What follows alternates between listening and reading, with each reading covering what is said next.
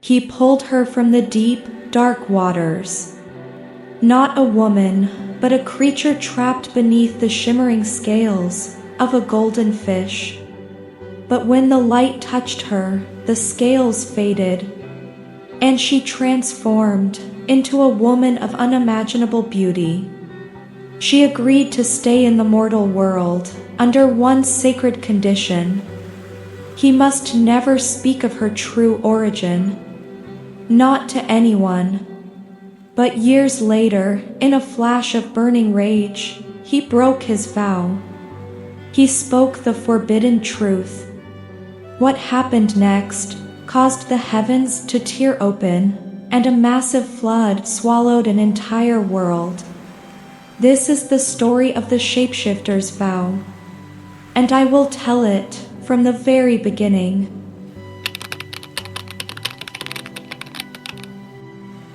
In a valley wrapped in endless mist, far from the map of any known kingdom, lived a young man. His life was a reflection of the valley itself, quiet, still, and deeply lonely. He had no family. He had no wealth. He lived alone in a small wooden hut built near the edge of a deep, dark river.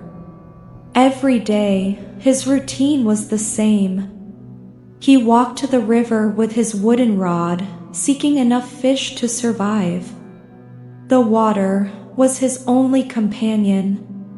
It was an ancient river, dark as obsidian, holding secrets that belonged to a time before humans. He would sit for hours, listening to the soft murmur, watching the fog roll over the hills. But the river had been empty for weeks.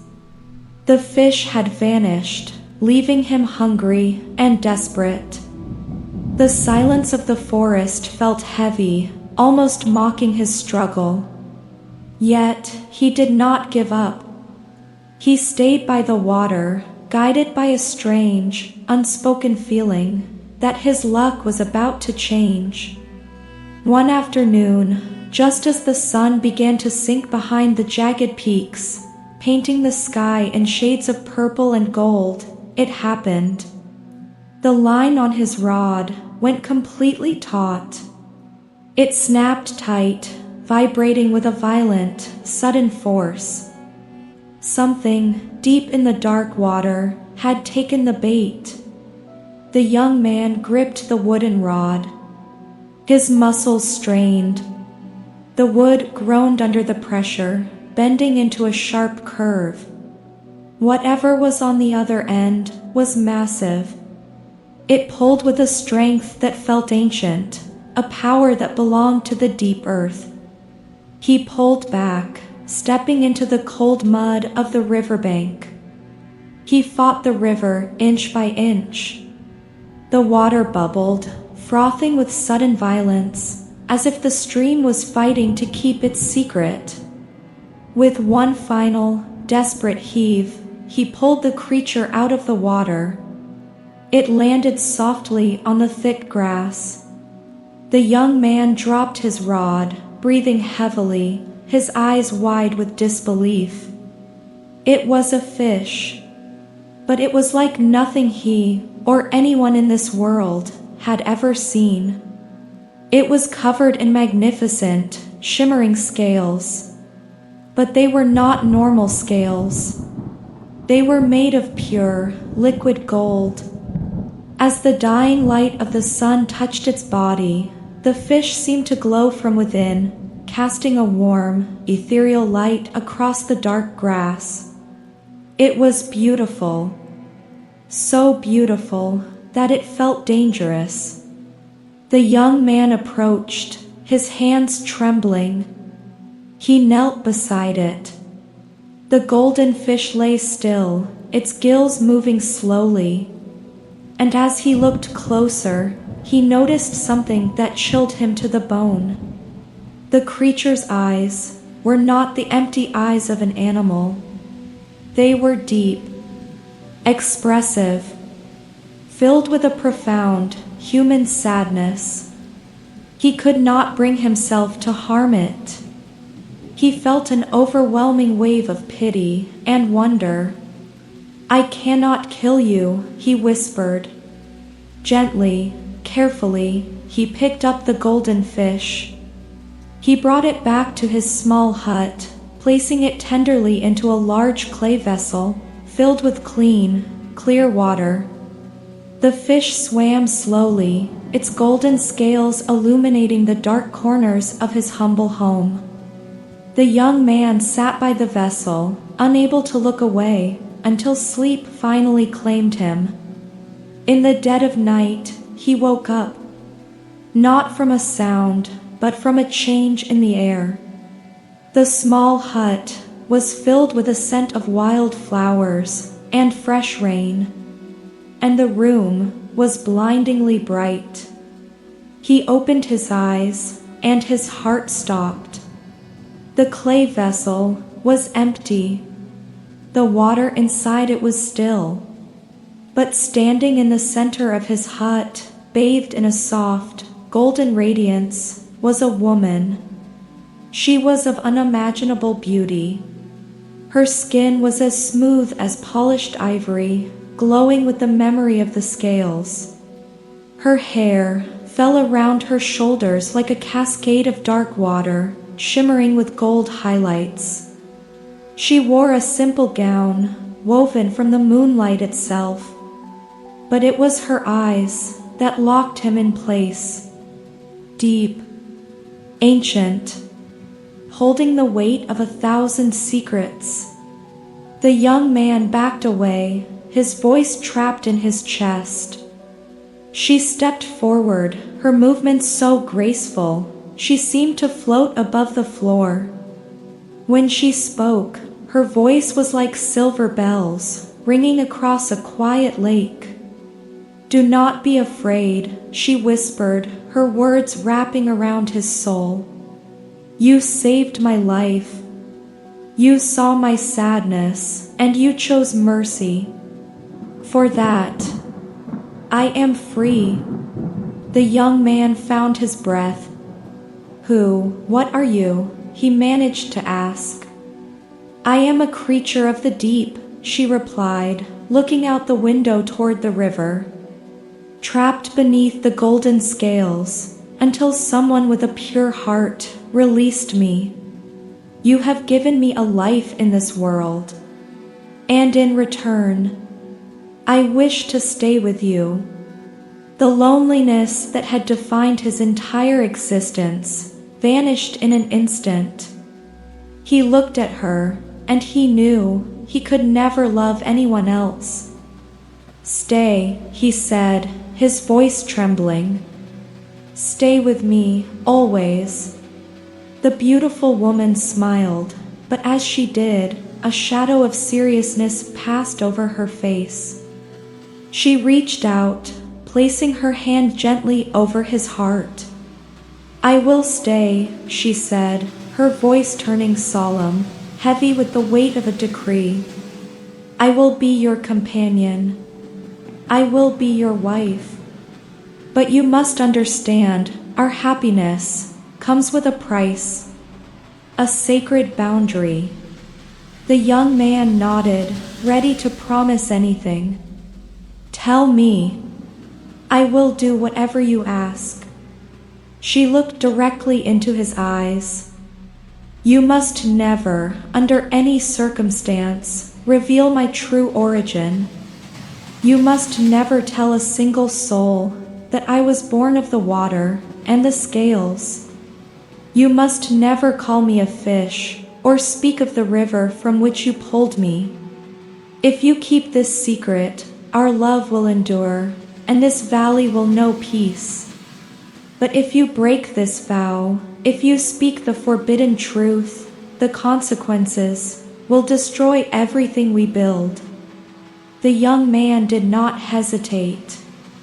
He took her hand, feeling the warmth of her flesh.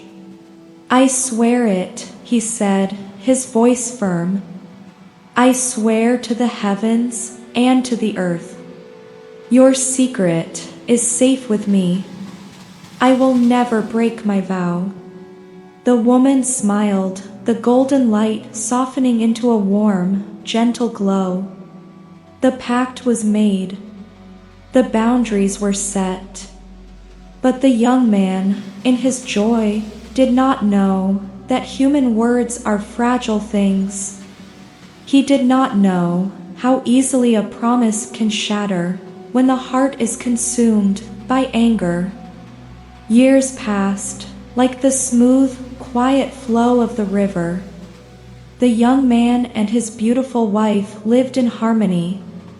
Their home, once dark and empty, was now filled with warmth and laughter. The secret of her origin remained buried deep, safe within the walls of their hut. And soon their joy was multiplied. A child was born, a son. They loved him dearly. But as the boy grew, a strange, unsettling trait began to reveal itself. He had an appetite that could never be satisfied. He ate and he ate, but his hunger was a bottomless well. No matter how much food his mother prepared, the boy was always starving. He was a child of two different worlds, and his non-human blood manifested as a relentless hunger. The father worked harder than ever. He tilled the soil, he cut wood, he fished under the burning sun to provide for his family. But feeding the boy became a heavy, exhausting burden. As the years rolled on, the father's patience began to wear thin. A quiet frustration started to take root in his heart. He looked at his son, not with joy, but with a growing resentment. Then came the fateful day. The sun was fierce, baking the earth with a blinding, relentless heat. The father had been working in the fields since dawn. His body was exhausted, his muscles ached, and his stomach was completely empty. He stopped to rest under the shade of a large tree, waiting anxiously for his midday meal.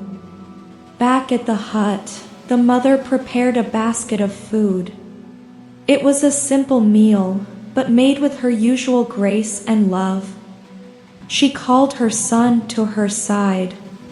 "Take this to your father," she whispered, her eyes soft but serious. "He has been working hard under the sun. He is tired, and he is waiting for you. Do not delay." The boy took the basket and walked into the forest path. The walk was long, and the humid heat of the afternoon began to trigger the boy's relentless hunger. The delicious scent of the fresh food drifted up from the basket, tempting him with every single step. He tried to resist. He tried to walk faster. But the bottomless void inside his chest was simply too strong to control. He stopped in the deep shade of a massive tree. He opened the basket. Just a small bite, he told himself. Just one. But once he tasted the food, he lost all control. He ate the meat. He ate the rice. He consumed everything with a desperate speed until nothing was left but empty leaves and tiny crumbs. When the boy finally reached the field, the sun was already past its peak. The father was sweating, his anger boiling from hours of waiting in the burning heat. "What took you so long?" the father growled, his voice rough with hunger. The boy, trembling with fear, handed over the heavy basket without a single word. The father opened the lid. His eyes widened. He stared at the empty basket, then at his son's grease-stained mouth. The absolute emptiness in that basket triggered a blinding, monstrous explosion of rage inside him. All the months of exhaustion, all the buried resentment, suddenly flashed into a wildfire. He completely lost his mind. He forgot the river. He forgot the glowing scales. And most tragically, he forgot his sacred promise. He grabbed the boy by his shoulders, shaking him violently in the middle of the field. "You ungrateful brat," the father screamed, his voice echoing like thunder across the quiet valley. "I break my back working in the heat, and you eat my food. You have no manners, no shame. You truly are the son of a fish." The forbidden words had been spoken. The truth had been weaponized in a moment of pure anger. The boy gasped, tears streaming down his face. He pulled away from his father's harsh grip, turned, and ran back toward the forest, crying out for his mother. The father stood completely alone in the burning field. The empty basket slipped from his hand, rolling into the dry dirt. The boiling rage in his chest suddenly turned into a cold, suffocating horror. He realized what he had done. He had broken the vow. He looked up at the sky, expecting the sun. But the sun was gone. A sudden, unnatural darkness was sweeping over the valley, and the wind began to howl with a sound that felt like a scream. The boy ran, his small legs carrying him through the dark, howling forest. Tears blinded his eyes as he stumbled over roots and rocks. He burst through the door of the hut, collapsing into his mother's arms, his chest heaving with deep, painful sobs. "Mother," the boy cried, clutching her gown. "Father, Father called me the son of a fish. He said I belonged to the water." The mother froze. The warm, golden glow in her eyes instantly vanished. It was replaced by a deep, tragic coldness. She looked out the small window toward the fields. She didn't need to see her husband to know the truth. She could feel it. The sacred boundary had been crossed. The vow was broken. She looked down at her son, her expression a mixture of profound love and endless sorrow. "My child," she said, her voice no longer sounding like silver bells, but like the heavy, rushing tide of a distant ocean. "Listen to me carefully. Run. Climb to the highest peak of the mountain. Do not look back and do not stop. The water is returning." The boy, terrified by the change in her voice, did not question her. He turned and ran toward the highest hill, his feet flying across the trembling earth. The mother walked out of the hut, standing alone on the riverbank. The wind roared, ripping through the trees. With every step she took, her human skin began to shimmer. The golden scales flashed beneath the dark night, returning to claim her body. She did not cry. She did not scream. She simply stepped into the dark, obsidian river, dissolving back into the liquid light from which she came. And then the earth cracked. A terrible, deep groan shook the valley, coming from the very center of the world. The small river bubbled, bursting open like a waking beast. From above, the dark clouds tore apart. The rain did not fall, it poured in heavy, solid sheets. It was a relentless, massive water bath, rising up through the earth and falling from the heavens simultaneously. The valley began to sink. The wooden hut was swallowed in seconds. The fields vanished. The ancient trees were completely submerged beneath the rising, black water. The entire world they had built was erased, returned to the water, covered by an immense, silent ocean. When the storm finally passed, and the morning light broke through the heavy fog, the valley was gone. In its place was a vast, beautiful, yet haunting lake. A sunken world, born from a broken vow. The earth is still tonight.